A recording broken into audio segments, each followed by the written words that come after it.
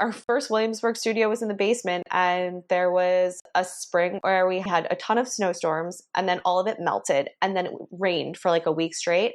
The entire studio flooded. It cost us $20,000, which was a huge amount of money to us at the time.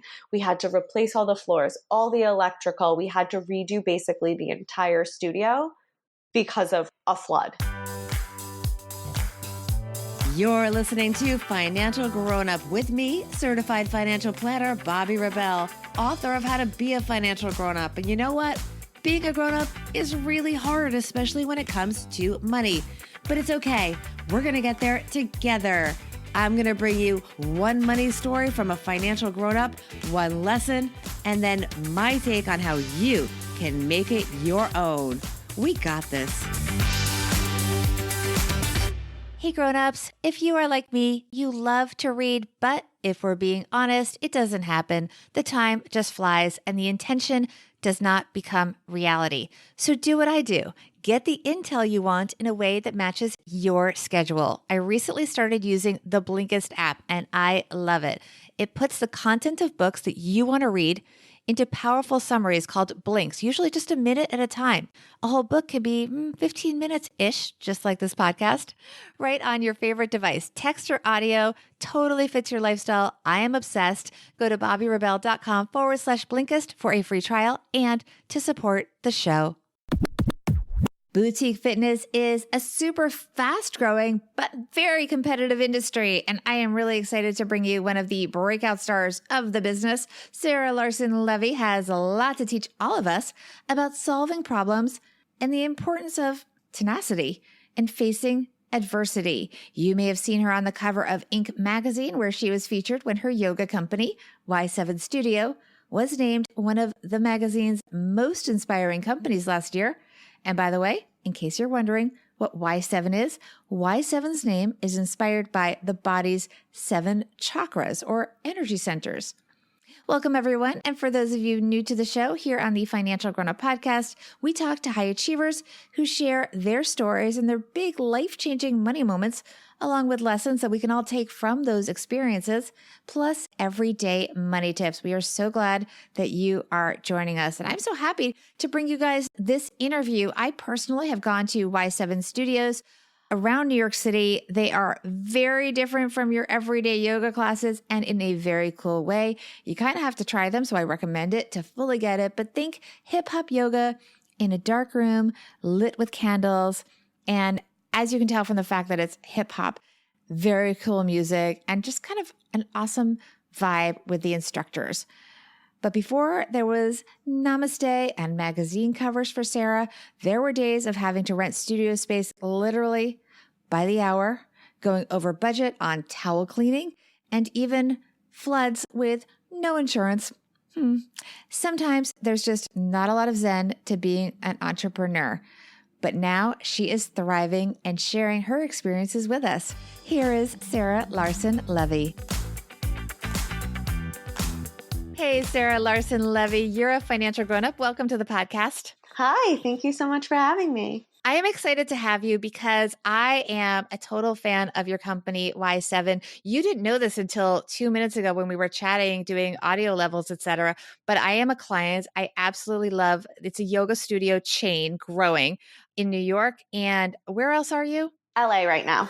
And I'm going to do a little brag for you. You were on the cover of Inc. magazine. I was. I know. As one of America's fastest growing companies, you were number 80. What was that like? It was crazy. It was totally unexpected, compared to a lot of other amazing startups. We have a relatively small physical footprint and a really tiny team that's doing everything behind the scenes. So it was a total shock to us to even make it in the 100 and a really incredible surprise to be chosen for the cover. We're going to circle back to talk more about where you are now and where you go next, but I want to go back to the roots of this company because it was actually a side hustle. And a lot of our listeners have side hustles that they aspire to be businesses. So tell us your money story. How did Y7 start as the side hustle that then became this growing company? I actually was really unsatisfied with the yoga experiences that I was having throughout the city. It left me feeling really frustrated and sort of lacking in what I was looking for. I wanted something where I could still move and sweat and get a really great workout in, but at the same time, get sort of that mental clarity that, is touted for yoga. I just really couldn't find that. So I decided to start my own place to practice. Let's take it back a little. So you're working in the fashion industry. You're married. You're in Brooklyn. You've got a job. You're busy. You're living your life. Most people, if they're not happy, they're going to fill out a form, a feedback form. You instead start a pop-up.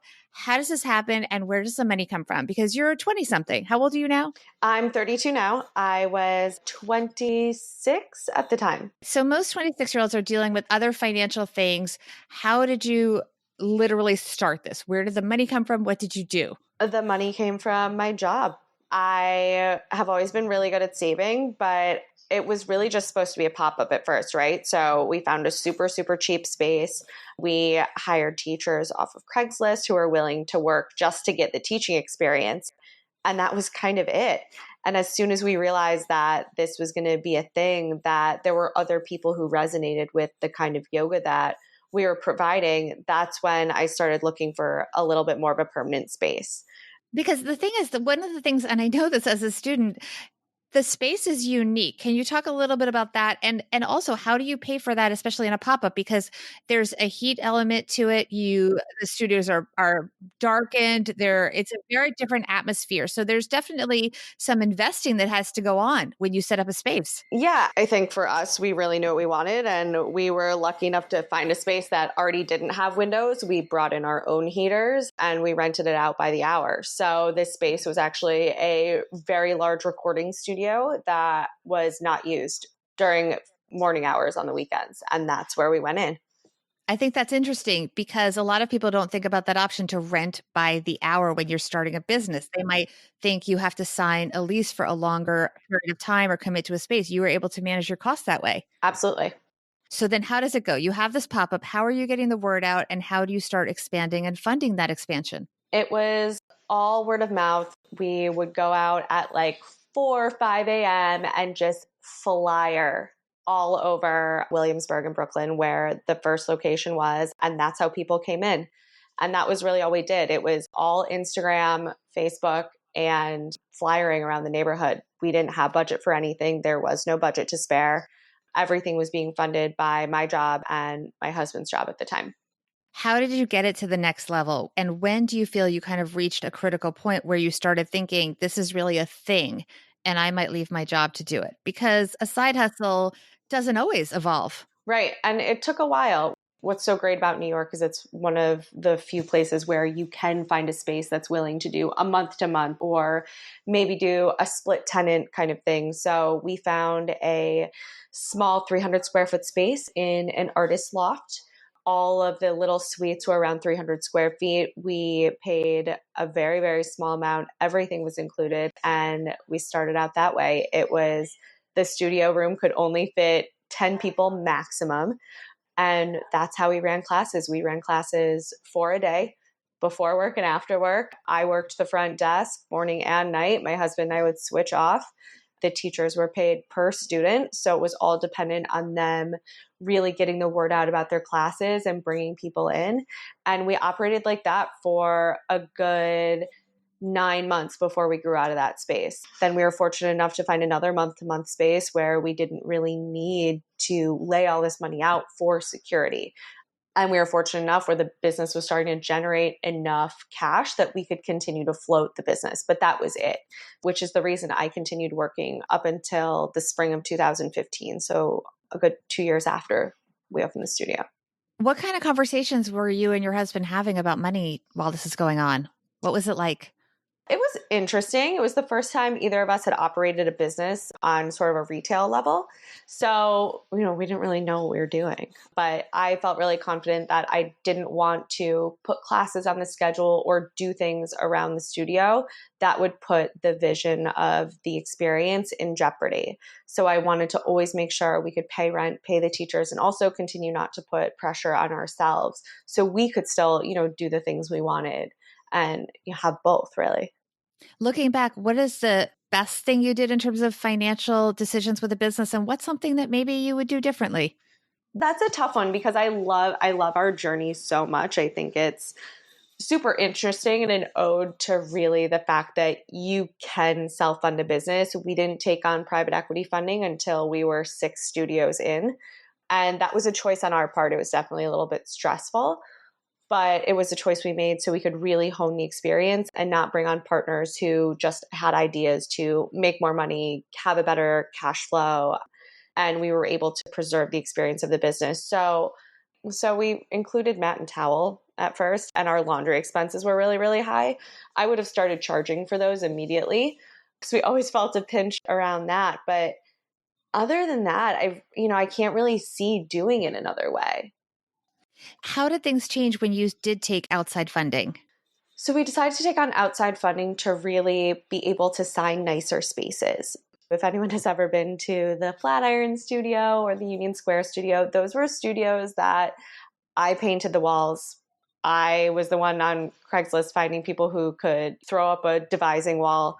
We did all the electrical. We would commission people to build the front desk or things like that. So it was super, super bootstrapped. And the more people that were coming in and out of the studio, we really wanted to have a little bit nicer amenities because it is hot yoga. We wanted to be able to have showers if we needed to. And those things were really, really expensive. So taking on capital for us was a way to really open the doors to higher end retail spaces and have the money to invest in the build outs. What is the lesson from your story for our listeners, especially those that maybe have side hustles that they aspire to leave their jobs to do full time? I would say be realistic. It is totally okay to do 2 things at once. And it's important. That way you don't lose sight of what your actual vision is. I think that if you're stressed about your personal finances, you're always going to be looking for ways to have your business make more money, right? Because you're feeling the pressure personally of like, oh my gosh, how am I going to do this? How am I going to do that? And I think that's when people tend to like lose the passion for their business because it becomes more of like, it's not growing fast enough. It's not doing what I want it to fast enough. And a lot of good concepts take time and they take consistency to work. So I would say just be really realistic and don't assume anything when you're planning. Don't assume things are going to work out exactly the way you want. There's always going to be hiccups and you have to be ready to combat that. Is there an example of a hiccup that you can share? Oh, yeah, of course. Our first Williamsburg studio was in the basement, and there was a spring where we had a ton of snowstorms, and then all of it melted, and then it rained for like a week straight. The entire studio flooded. It cost us $20,000, which was a huge amount of money to us at the time. We had to replace all the floors, all the electrical. We had to redo basically the entire studio because of like a flood. And that's something that I'd never lived anywhere with a basement. I don't know. It just didn't occur. It didn't occur to me. And I was like, oh, okay. I was like, I guess we have to close and do all this stuff. And then we had to get like a mold check and like just all of these things that you don't even think of. So that was something that I was like, oh, okay, cool. Oh my gosh. Did you have insurance? Did you have insurance? Not at the time. Okay, but now you do. Yeah, that is right. Lesson learned. Tell us your everyday money tip. You're big on bringing your lunch with you. No buying lunch out. I'm huge. Well, I used to all the time, purely out of convenience. I was like, I'm a big Postmates girl. I'm Postmating everything. And then all of a sudden I was looking at my credit card bill. I was like, what am I spending so much money on? Everything was adding up. Once you do the delivery fee, you add the tip. I was spending like $30 on lunch every single day. And it just adds up.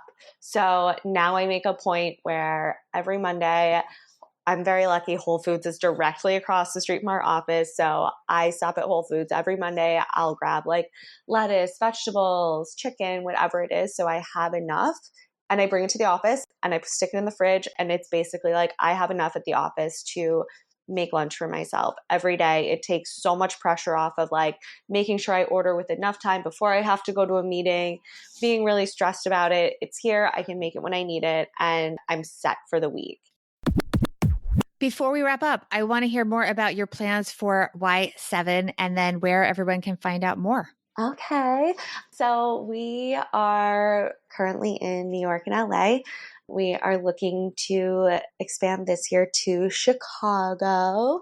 So we are slated for a fall opening if there are no, unexpected hiccups. No floods. No floods. No more floods. You have insurance now, though, so it's okay. And we will never go into a basement space again. So that as well. But we're slated for Chicago in the fall, which is really, really exciting. It's a city I've been looking to get into for quite some time. And then we have a couple more locations in LA, teed up, as well as other boroughs in New York. Well, I can't wait. Where can people find out more about Y7 and share your socials? Yeah, so it is, you can, if you want to check out a class or the website, it is y7-studio.com. And our Instagram is at y7studio. Great. Thank you so much, Sarah. Yeah, thanks, Bobby. Thank you for having me. Before we get to my take on the interview, I have some exciting news to share with everyone. I recently became totally obsessed with an app. It is called Blinkist. It summarizes books to just about 15 minutes. Yeah, kind of like this podcast, about 15 minutes. In fact, you can even listen to 1-minute chunks at a time. They call them blinks. So now I have been cruising through several books a day at a time and loving it. So much so that I actually reached out to Blinkist and was able to bring them on board as a partner to the Financial Grownup podcast because I want you guys to have this too. I know how precious your time is. Please use my link, bobbyrebell.com/Blinkist. You'll get a free trial and then report back to me what your favorite blinks are so I can thank you for supporting the show. Again, the link is bobbyrebell.com/Blinkist. Let me know how you like it. Here we go. Financial Grownup tip number 1, create additional stakeholders in your projects. Sarah empowered her initial round of teachers by paying them per student. So the first win is that it saved Sarah on her costs. But the even more important thing it did was it rewarded the teachers for the impact that they made on the business. The more students they could bring, the more they made. Financial Grownup tip number 2, buy insurance if you need it. Sarah blew it at first on this one. The flood sounds like it was a nightmare. Insurance would have cushioned the blow. If you are not already, please make sure you are subscribed to the podcast. If you have a moment, a review would mean the world to us. And please follow on all the social channels, on Instagram at BobbyRebell1, on Twitter at BobbyRebell. And please DM me if you have guest suggestions or topics that you want to hear covered on the podcast.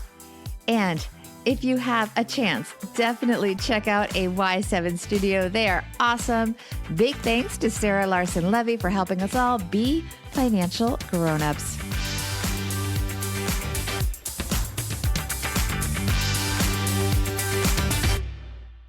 Financial Grownup with Bobby Rebell is edited and produced by Steve Stewart and is a BRK Media production.